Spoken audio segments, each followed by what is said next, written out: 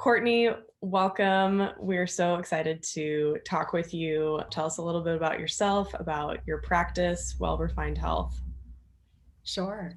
So I'm Courtney Evans. I am a certified health and wellness coach, and I own Well Refined, a health coaching practice located in Connecticut. But I work with women and men all over the world who are looking to discover authentic, achievable, and sustainable wellness. I have one on one coaching programs where I provide guidance and resources and accountability to optimize health. And so I draw on the principles of food as medicine and positive psychology and what we know about habit change and mindset shifts, all in a safe space of exploration. I'm in partnership with an amazing woman named Dr. Katie Takayasu. She's an integrative doctor, health expert. She's an incredible coach as well. And she developed a 10-day detox protocol. So I'm the exclusive health coach for her 10-day program. And then during the height of the pandemic, we co created this 5-day program. We really felt like people wanted to push the easy button and have an easier and more intense way to quickly reset. You can start on a Monday, you can start on a Tuesday, and it's a meal plan that's put out for you to follow along with doctor coaching videos as well as health coaching tips that I provide. So those are two specific programs that may be of interest to Willow women, and we would love to have anybody join us on those programs. That's awesome. And you just launched this last year, is that right? Yeah, it's a little over a year ago, and it's just been flourishing. I think during this incredible time in the pandemic where people have come sort of face to face with their habits and been able to really see where there are problematic behaviors that they really want to shift. And so it's been an opportunity for folks to commit to the idea of shifting something in their life. And so you talked a little bit about how you use feminine wisdom to inform your practice. Can you tell us a little bit more about that? Sure. And feminine wisdom and just wisdom in general. We all have a really deep rooted intuition. And it's interesting because many people have been disconnected from their inner voices from the earliest age. For many people, this idea of like food and nourishment has become an area of confusion and problem rather than an opportunity to listen to your internal voice. So, for example, your bestie might love bar class, but actually a leisurely walk works better for you, or your neighbor is grilling steaks every night and a plant-rich diet might be a better choice for you. And instead of staying connected to that wisdom, we dissociate from it or we disconnect from it. And there's huge learning in that for all of us. And so when we listen to that, we get to a place of healing where we can heal childhood wounds, we can heal wounds that we have connected to food and lifestyle, and we can really optimize our health. And how do you go about connecting to that inner voice? Yeah. So in my practice, I take clients through a series of transformative exercises. So that might be starting with, for example, decoding your why of eating. So, why is it that you're eating? Are you connected to your hunger cues? What does hunger feel like in your body? So, it's all about sort of that soft connect back to what is my body saying to me? And then also working through transformative exercises that allow for over time the client to connect with more body trust. Like, hey, wow, if I listen to this voice, it's actually providing me with all the knowledge I need to make healthy choices for myself. What's been one of the most surprising things you've learned in helping women connect with these inner voices or just coaching them through their nutrition and wellness journeys? Yeah, 100%. It's been about the limiting beliefs we have. And that's been a result of the conflicting messages we've received from the earliest age. So many of us were taught to sort of listen to those external cues, to be told, like, follow this diet or make these choices, when in fact, again, if we connect to our inner voice, we're coming at it from such a more authentic place. And so when we listen to those natural cues in the body, we're able to more optimally function. So, those limiting beliefs are a very common theme that I see in all my conversations with any of my clients, but more pronounced certainly with my female clients. So as we're heading into holiday season, can bring up lots of emotions and there's lots of foods to eat. What's one of the ways that we can head into these next few months with some balance, and how do we feel our best these next few months?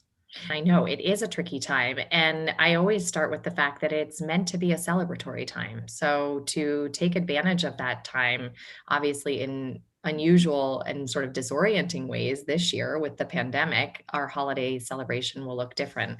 But to be thinking about how to, what I like to say, plan for your indulgences and root with your anchors.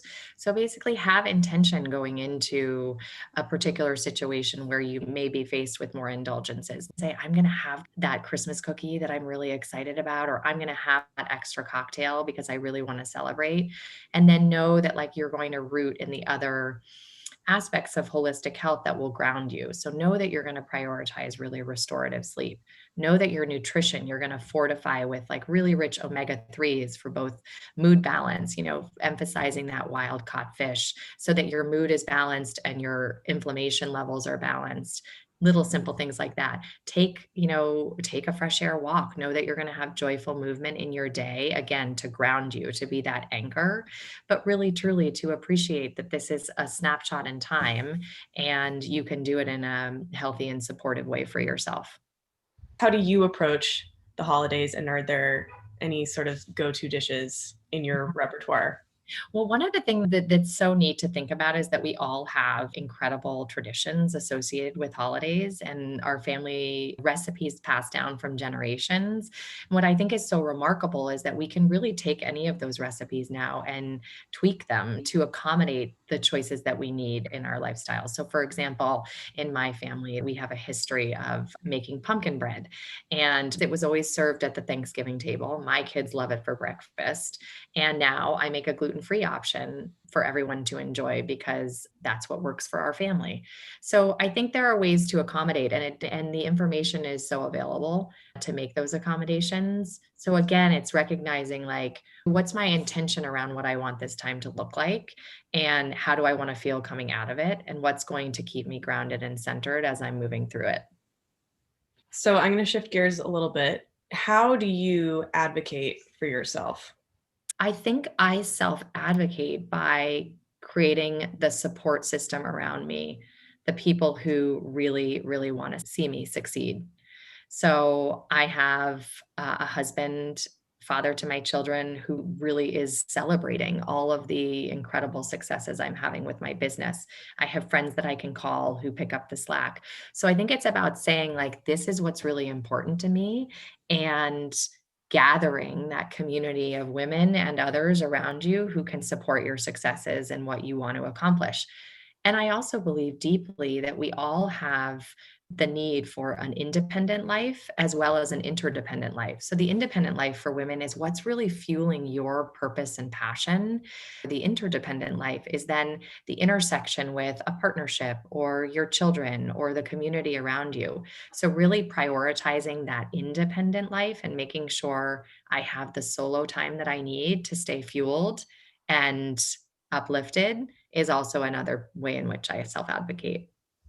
How do you feel like you are part of that interdependence? How do you advocate for other women, and why do we need women specifically to advocate for women? I was just listening to Abby Wambach's interview on the Goop podcast, and I loved what she had to say. Historically, we've always thought we're vying as women for 2 seats at a 10-person table. No, we're vying for 10 seats at a table. So the idea that we can all build each other up and truly support one another. So every time I see a friend, if I'm going over to their house for a dinner, I bring my little bag of grain-free granola. That's sort of my signature gift. And I know that that little bit of nourishment for them is making them stronger and better on their Monday morning. So I try to be there as a support. Just as I rely on a support system, I try to integrate myself into the support systems where I'm needed. I love that. And I love that you have a signature gift too. It's something that comes naturally and easy to you, but for other people, it's so nice to have that homemade, delicious, nutritious food that you make. So I love that. Yeah, it's good. Little So, self promotion too, but but it's what you love, it's what you're that's passionate about. that's right. Do you have a mentor or a guide or a coach in your life? I know you coach other women, but do you have someone like that in your life? And if you do, what's one of the most valuable things that you've learned from them? Yeah, I have a tremendous coach in my life. Her name is Leanne Raymond. She lives off the coast of Vancouver, Canada. Actually, I've never met her, if you can believe it. And I've been working with her since 2012. And she embodies feminine wisdom and has really challenged me to soften. And as a woman who is well educated, I have an MBA, and obviously I've gone in a different direction with my career now, but to really release myself from that desire to be hard and harsh and pushing it in every possible way and to just soften. She is a big proponent of this idea of white canvas space, which I now really advocate for in women's lives. This idea that we just take time to be still. That's where the messaging for the creative process comes through. That's where we tap into that inner voice that I talk about a lot. That's where we get those messages around body trust and what we really need. Like, what am I feeling today? What do I think I need? Do I want to go take a walk in the woods to feel nourished? Do I need to crawl back into bed and sleep? Do I need to like really push through and nail that amazing conversation that I want to be really proud of in the end? So that's one piece that I've learned from her. And then the other is that she taught me the analogy of the spiral staircase, which I think is a beautiful one when we think about, and I apply it in my work around the concept of a health journey. We are all moving in a direction, and forward is most certainly a pace. On the spiral staircase, sometimes we go up a step or up a rung, and the view looks really, really similar. And yet, it's slightly different. So, to recognize that we are evolving is exactly as we should be, and we are actually moving forward, but sometimes the view is going to look the same, and not to be discouraged by that. So it sounds like she has helped you find that inner voice that you also help coach women to find, and find a more authentic version of yourself, a softer version Right. that feels more authentic to you. That's right. In fact, our relationship started, I called her and I was like, I have this inner conflict. I want to wear wellies and I want to wear Louboutins. I was like, how am I going to match this up? I grew up in Maine. I'm so proud of that. But I'm living in a really affluent community now and I'm torn. I don't know which way I want to go. And she was so amazing because she was like, if you get to your authentic space, it may mean that you wear your Louboutins on one day and you wear your wellies the next. And that's okay. If you're embodying what truly feels right, then there's space for all of that. Yeah, we have so many facets to ourselves, and there's space for all of that. That's right. And again, when I think about self-advocating, like we really want to advocate for difference. We want to advocate for this incredible sea of different minds and different bodies and different perspectives, because that's truly what makes the world more rich. Exactly. What does it mean to you to be a modern or empowered woman? So another concept I use in my coaching with women is that the idea that self-awareness leads to a desire to self-nourish, and ultimately that leads to self-empowerment. So when I think about an empowered woman, I think about someone who is deeply self-aware and also deeply self-nourished, and someone who protects that nourishment, whether it be the food they eat, the lifestyle choices they make, the people they surround themselves with. Ultimately, that leads to self-empowerment, and someone who's connected to their passion, to a meaningful purpose, who has creativity in pursuit, and who has that connection to their inner voice of wisdom. Okay, and lastly, what is the best piece of personal finance advice you've ever received? And I'm not sure this is specifically finance advice, it's more of a perspective, but I definitely have been told along the way, and I've observed it certainly like in how my father approaches, how he always approached vacations, for example, which was that if you're going to go have a vacation, make it be the best vacation ever. So, this idea that having money in the bank in and of itself is never really going to make you feel that good in the long run.